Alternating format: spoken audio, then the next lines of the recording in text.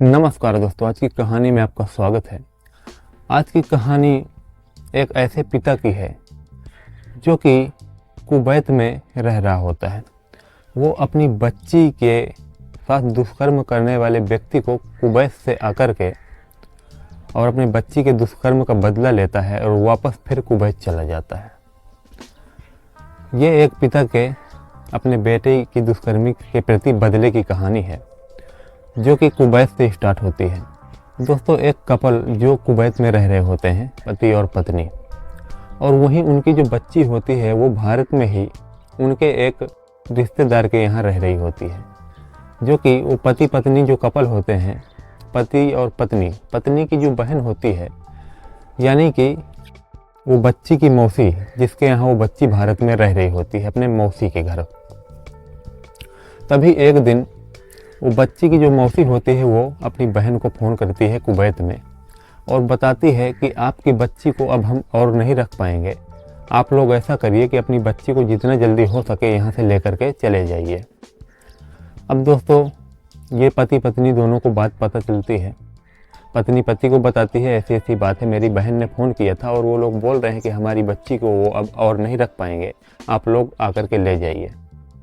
अब वो दोनों आपस में सलाह मशवरा करने लगते हैं, पति पत्नी, कि आखिरकार क्या हो गया, हमारी बच्ची ने ऐसा क्या कर दिया जो अब वो लोग रखने के लिए तैयार नहीं है। तभी पत्नी डिसाइड करती है, बच्चे की माँ, कि मैं जाऊंगी और वहाँ जाकर के देखूंगी मामला क्या है। अगर बात नहीं बनी तो मैं अपनी बच्ची को साथ लेके आ जाऊंगी कुवैत। और ऐसा ही होता है। बच्चे की माँ कुवैत से भारत आ जाती है, आंध्र प्रदेश आती है वो और अपनी बहन के यहाँ जाती है जहाँ उसकी बच्ची रह रही थी। वो जैसे ही घर पहुँची थी, वो बच्ची अपनी माँ को देखते ही दौड़ते हुए आकर के और माँ से गले लग जाती है और बहुत ज़्यादा ज़ोर ज़ोर से रोने लगती है। उसको रोता हुआ बिलखता हुआ देख उसकी माँ सिहर जाती है और उसको लगता है कि मेरे बच्ची के साथ यहाँ कुछ बहुत गलत हो रहा है क्या। उसका इस तरह से रोना बिलखना ये दिखा रहा था कि जैसे उसके साथ कुछ बहुत गलत हुआ था। और अपनी बच्ची को साइड ले जा कर के उसकी माँ उससे पूछती है कि बेटा, तुम्हारे साथ क्या हुआ, तुम इतना ज़्यादा दुखी क्यों हो। और वो बच्ची बताती है, जो महज 12 साल की थी, वो 12 साल की बच्ची अपनी माँ को बताती है कि माँ, अब मैं यहाँ एक दिन भी नहीं रह सकती, मुझे एक दिन भी यहाँ पे रुकना अब गवारा नहीं है, क्योंकि यहाँ ऐसा कोई दिन नहीं जिस दिन मेरे साथ गलत काम ना हो। उसकी माँ बोलती है कि बेटा, तुम्हारे साथ कौन गलत काम कर रहा है, क्या गलत काम कर रहा है। वो बताती है कि मेरे शरीर को यहाँ रोज़ नोचा जा रहा है, ऐसा कोई दिन नहीं जो मेरे साथ गलत काम ना हो, दुष्कर्म न किया जाए। वो 12 साल की बच्ची अपनी माँ को ये सब बातें बता रही होती है। दोस्तों, तभी बच्ची की जो माँ होती है वो बच्ची से पूछती है कि बेटा, तुम्हारे साथ किसने किया ऐसा, उसका नाम बताओ। लेकिन बच्ची की हिम्मत नहीं पड़ रही थी उस व्यक्ति का कि वो नाम बता दे। इतनी डरी हुई थी वो, उस व्यक्ति ने उसको इतना डरा के रखा हुआ था जो उसके साथ गलत काम करता था। फिर भी माँ उससे प्यार से दुलार करके और जैसे तैसे उसको मना लेती है उस व्यक्ति का नाम बताने के लिए। माँ अपनी बेटी से पूछती है कि बेटा कौन है, बताओ। तभी वो डरते हुए बेचारी बताती है कि जो मौसी का ससुर है वो मेरे साथ रोज़ गलत काम करता है और ऐसा कोई दिन नहीं जिस दिन उसने मेरे साथ गलत काम न किया हो। बच्ची अपनी माँ को पूरी बातें बता देती है, एक एक चीज़ें बताती है जो हम आपको यहाँ पे नहीं बता सकते। वो सारा कुछ बता देती है, किस तरह से उसको नोचा जा रहा था, एक दिन भी उसको छोड़ा नहीं जा रहा था। अब बच्चे की जो माँ है उसके समझ में नहीं आ रहा था, वो पूरी परेशान हो गई थी और वो फ़ोन लगाती है अपने पति को कुवैत में और बताती है कि बच्ची ऐसा ऐसा बता रही है, बच्ची के साथ यहाँ ऐसी ऐसी घटना हो रही थी। और बच्ची बता रही कि लगातार बहुत दिन से हो रही थी और रोज़ हो रही थी। अब पति गुस्से से आग बबूला है और वो अपनी पत्नी को बोलता है कि तुम तुरंत यहाँ से थाने जाओ और जैसा बच्ची ने बताया है वो सारी बातें पुलिस को बताओ और FIR दर्ज कराओ उस बुढ़े के खिलाफ। जिसकी उम्र 59 साल है।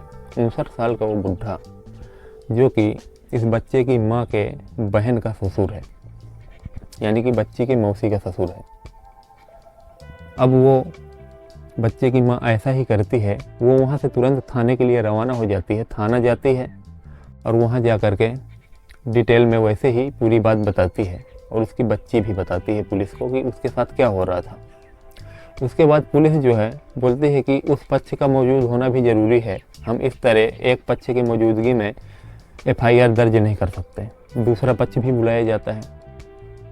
उसके बाद पुलिस वाले क्या करते हैं, उन दोनों पक्षों के साथ समझौता करवाने लगते हैं और ससुर को थोड़ी बहुत हिदायत दे देते हैं, थोड़ा डांट देते हैं कि आगे से ऐसा नहीं होना चाहिए, वरना तुम्हारे खिलाफ हम FIR दर्ज करेंगे। बच्चे की माँ को ये पुलिस का कदम बिल्कुल भी रास नहीं आ रहा था, क्योंकि उस बुढ़े ने बहुत गलत काम किया था। जो 59 साल का बुढ़ा था, उसने एक 12 साल की बच्ची के साथ गलत काम किया था, जो कि बहुत ज़्यादा सीरियस लेने वाला मैटर था और गंभीरता से इसमें पुलिस को काम करना चाहिए था। लेकिन पुलिस यहाँ पर लापरवाही दिखाते हुए और सिर्फ हिदायत दे करके और केस को रफा दफा करती है और बोलती है कि जाओ अपने अपने घर, आगे से ऐसा मत करना, बुढ़े को हिदायत दे देती है और आगे की कोई कार्रवाई उस मामले में नहीं होती।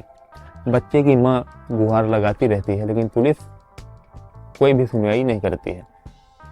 अब बच्चे की माँ फोन लगाती है अपने पति को, जो कुवैत में मौजूद है।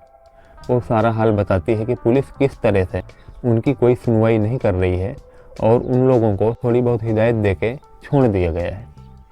पुलिस इस मामले में कोई सुनवाई करने के लिए तैयार ही नहीं है।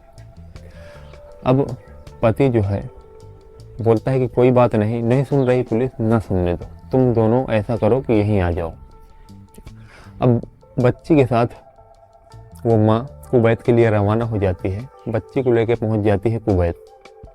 कुवैत में अब वहाँ जा कर के बच्ची भी आराम से रह रही है, माँ भी, और वो पिता जो है उनके दिमाग में सिर्फ एक ही बात चल रही है कि उस बुढ़े से कुछ भी करके बदला तो लेना ही है। अब वो उनका काम यही था कि वो डेली सिर्फ यही प्लान बनाते रहते थे कि उस बुढ़े को कैसे वो सबक सिखाएं, उस बुढ़े से वो बदला कैसे लें अपनी बेटी का। आखिरकार उनके दिमाग में एक प्लान बन जाता है, प्लान रेडी हो जाता है और वो उसी प्लान के तहत भारत आते हैं और रात का टाइम देखते हैं और उस घर में रात के वक्त वो दाखिला ले लेते हैं, अंदर आ जाते हैं। अंदर आते हैं, वो देखते हैं चारों तरफ वो ससुर कहाँ पे मौजूद है और आखिरकार वो ससुर मिल जाता है। वो सो रहा था और वो कुवैत से आए हुए जो बेटी के पिता हैं, वो एक रोड लेते हैं अपने हाथ में, लोहे का एक रोड, और उस रोड से उसके ऊपर जा कर के जोरदार वार करना चालू कर देते हैं और तब तक लगातार उसके ऊपर वार करते रहते हैं जब तक कि उसका दम न निकल जाए। आखिरकार उसका दम निकल चुका था और वो अब दुम दबाकर वहाँ से चुपचाप रात के अंधेरे में वापस आ जाते हैं और फ्लाइट पकड़ते हैं फिर से और वापस कुवैत। अब कुवैत आने के बाद वो इस मैटर को छुपाते नहीं हैं, वो बाकायदा एक वीडियो बनाते हैं और उस वीडियो में उनकी बेटी के साथ जो भी हुआ था, उस बुढ़े ने जो भी किया था, जितने भी दिन से कर रहा था, वो सारा कुछ रिकॉर्ड करते हैं और अपने लिए भी कबूलते हैं कि मैंने यहाँ से जा कर के कैसे उस बुढ़े को कत्ल किया है। सारी बातें कबूलते हैं उस वीडियो में और उस वीडियो को यूट्यूब में पोस्ट कर दिया जाता है। अब वो वीडियो यूट्यूब में पोस्ट होने के बाद मीडिया में छा जाता है, मीडिया वालों के पास पहुंच जाता है। मीडिया इस वीडियो को दिखाना चालू कर देती है और ये काफ़ी ज़्यादा वायरल होने लगता है केस, और ऐसे ऐसे उस कातिल का पता चल जाता है कि बुढ़े को किसने मारा था। दोस्तों, अगर उस दिन कानून ने कार्रवाई कर दी होती तो बेटी के पिता को ये कदम नहीं उठाना पड़ता, वो कुवैत से यहाँ आकर के और इस घटना को अंजाम नहीं देते।